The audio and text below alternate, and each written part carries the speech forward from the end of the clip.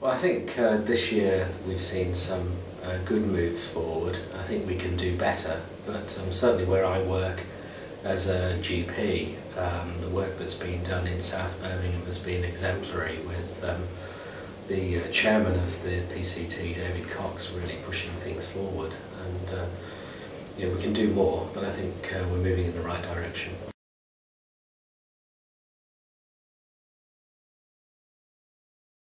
As part of the NHS Future Forum's work, the listening exercise, we've been going around the country now for about 9 months, and we've been talking about how the NHS is for the individuals we've been seeing, and talking about equality as well. And I'm particularly interested in those groups of people who are disadvantaged, the most vulnerable in society.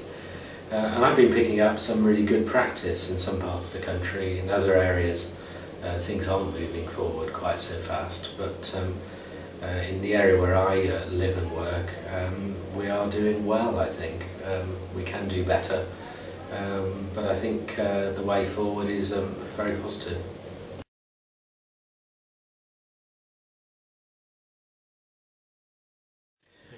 I'm a real optimist. I think next year we can make even bigger advances. The quality delivery system that the Department of Health has launched, I think, will help. It'll help focus at a local level on what needs to be done. But the ultimate answer is for society to recognise that multiculturalism is the way forward, and race equality is part of that.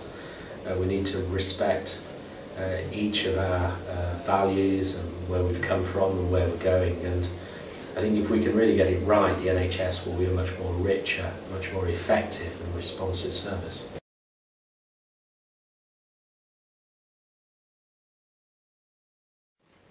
I think what the Future Forum has done is been very important work listening to people around the country, whether they're from staff groups or users of the service, and we've spoken to over 12,000 people this time, and 6,500 people the time before.